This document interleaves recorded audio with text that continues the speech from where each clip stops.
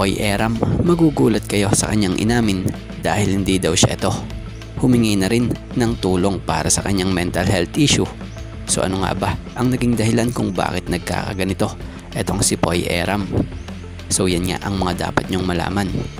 At atin ring talakayin ang ilang possible wrong move na ginawa ng Ginebra kung bakit sila natalo sa Game 6 ng Finals.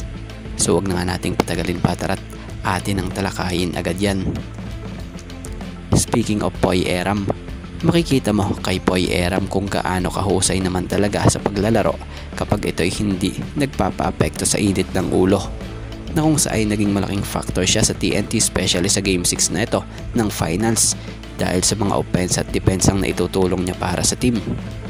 Pero ano nga bang naging dahilan ng minsay pagiging mainitin ng ulo ni Poy Eram na kamakailan lang ating nakikita at ating nakita?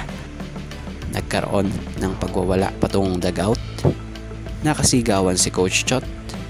Pero bago nangyari yun, nauna nung semis pa lamang versus Cobuntin na kanyang teammate.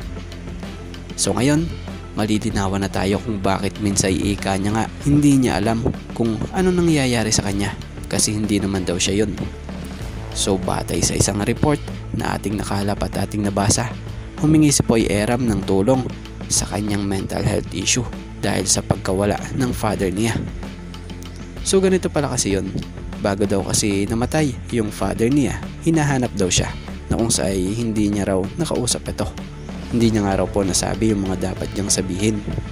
At alam nyo ba na inamin din ni Poy Eram sa isang interview sa kanya na I'm seeking help para moving forward, hindi lang raw para sa team, para din sa pamilya niya at syempre sa trabaho niya, kasi nga raw if I don't seek help, mahirapan siya. Kaya naman pala, aminado rin si Poy Eram na humihingi siya ng tulong para sa kanyang health issue, na kung saay hindi naman raw ito masama, 'di ba? Yung humingi ng tulong. So sa ngayon na, ang maganda kay Poy Eram, nag-apologize siya sa mga batang nanonood, sa team, sa mga bosses nila, sa mga TNT fans, sa media, dahil sa mga nagagawa niya. Kasi hindi nga raw siya yun. Kasi hindi niya nga raw po alam kung anong nangyayari sa kanya.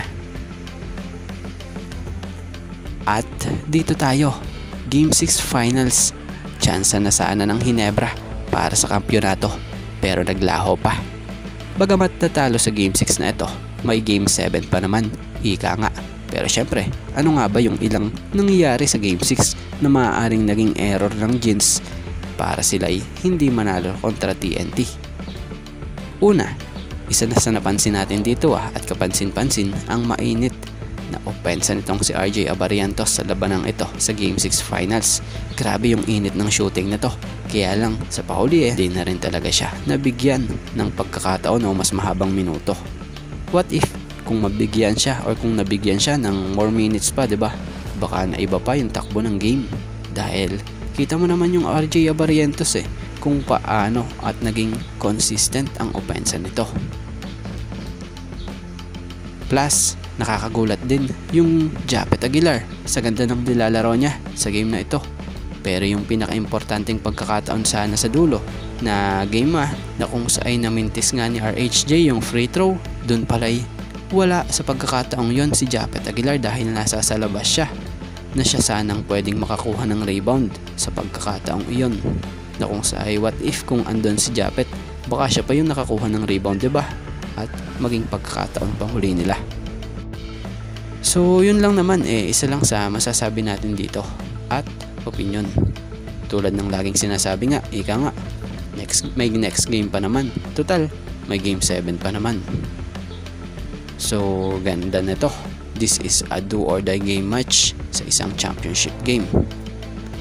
So abangan natin sa Biyernes ito.